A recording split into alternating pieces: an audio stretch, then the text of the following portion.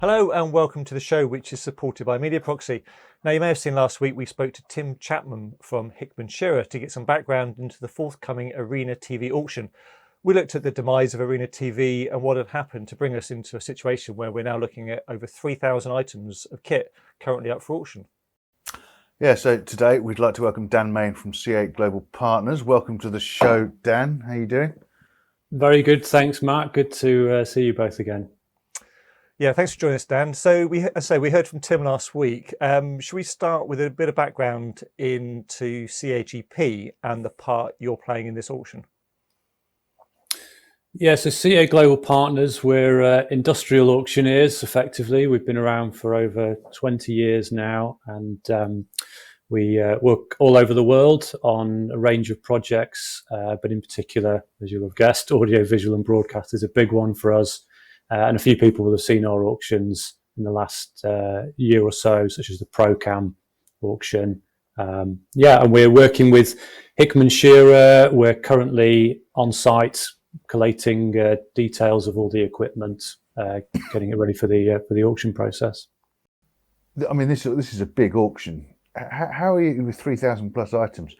How do you manage? How do you catalogue that many items onto a web auction?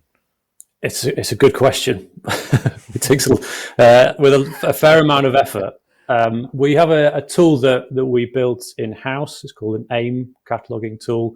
It sits on your smartphone, and also you have a desktop tool. So effectively, we've got guys who are going around recording all the details of every bit of equipment in the hangars there, taking photos, as good quality photos you can get on a modern smartphone, and we are able to supplement that with other information that the company provides us, and that we get from the equipment itself.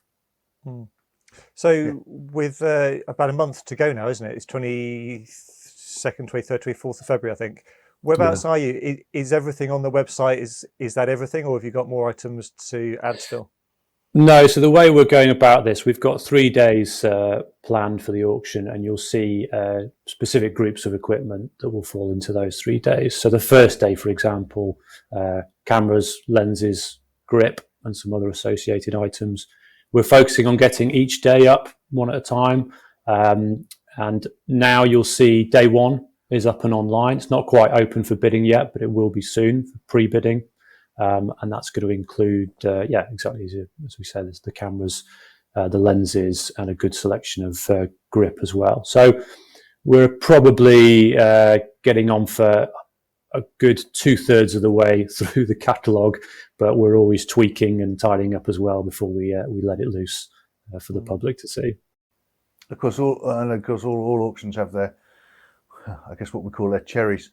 What's the pick of the crop here? What are the big items? What are going to be the popular items? Well, as you can imagine, there's a lot of them.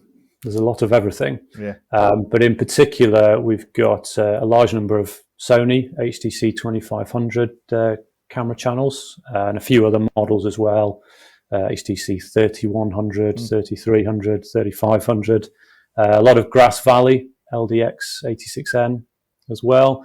And then really good selection of lenses, some incredible lenses that, we've seen being used at sports events across the UK. We've got Canon UJ27s, UJ90s, XJ86s, UJ86s, some Fujinon UA80s, over 100 cameras and over 100 lenses. So something for everyone, I'd like to think. You mentioned what we can expect to see on day one, Dan. What are the themes for day 2 and 3? That's a good question. So I think what you'll probably see, there's a huge amount of audio, sound processing equipment, microphones, more Coles lip mics than I've ever seen before in my life, which is always exciting. So day 2, I think, is going to be a lot of sound. We will adapt it as we go along. So if there's a natural additional category to fit in there, we will do. And then day 3 probably is going to end up with everything else, effectively. Even a facility like this, you've got tooling, all kinds of additional IT networking equipment. I think we will probably also have, there's a large number of EVS XT3s, So we're probably going to have them Right. beginning of day 2, I think, before the sound kicks in.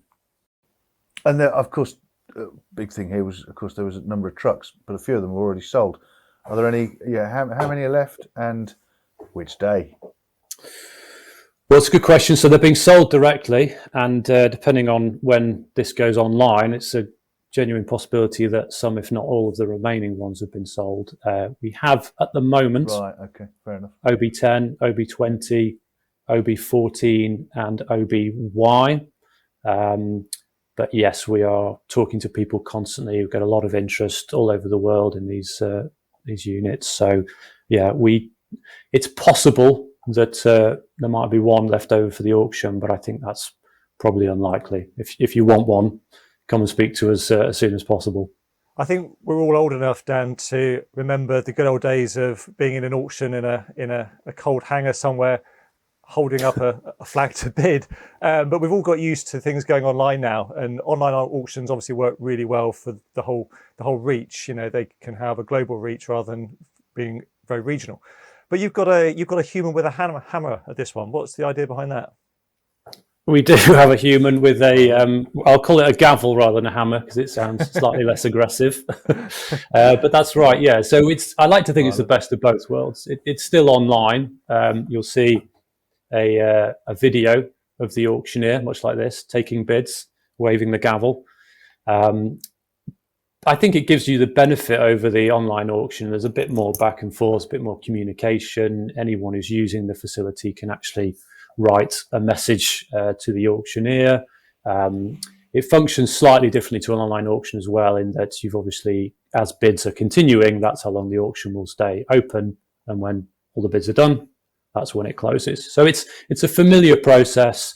And yeah, you have the benefit of seeing a real life person taking those bids. And there's flexibility as well. You know, we can group lots if we need to. We can do a lot of things that you wouldn't be able to do with a traditional auction.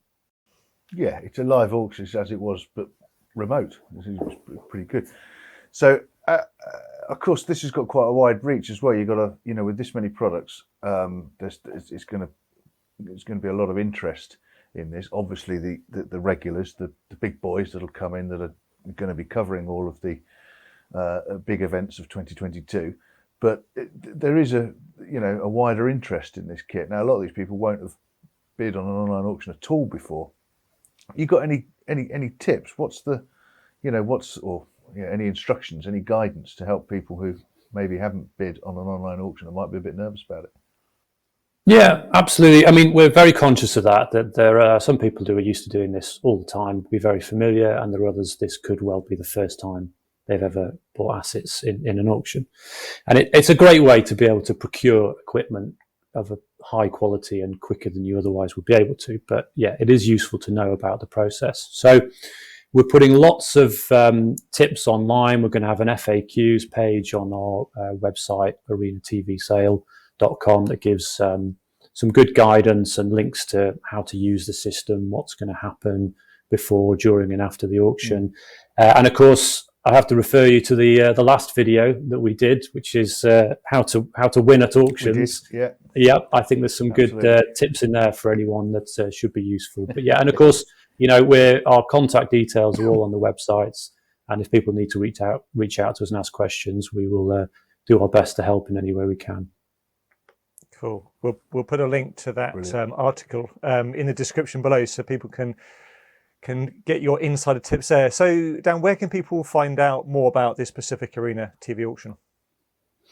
So yeah, as we said, we've put a dedicated website together because I think there's so much information. It's useful to have it in one place that relates to this sale. It is arenatvsale.com.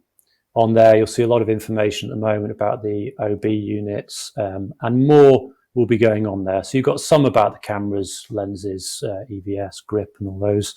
But we'll be putting more information on there pretty much on a weekly basis. When the auction is open for registration, we'll make a note of that there. Same when new assets are going online. And actually, there's a sign up, very simple sign up on the Arena TV Sale page, where you just put in your details, and we'll keep anyone who registers there informed of the auction process. Brilliant. Well, there's proof there that if you actually really set your mind to it, you can launch a website in a month and have a live auction going on. It is possible to all the web developers out there. Thank you very much. Thanks, Dan. Do check out that website. And I think was it arenatvsale.com? That's it. Correct. And we'll be on site very soon, having a look around the lots. If there's anything you've seen on the auction site you want us to take a closer look at, then of course do let us know. Thanks to Media Proxy for their support of Kit Plus TV, and thanks to you for watching. See you next time.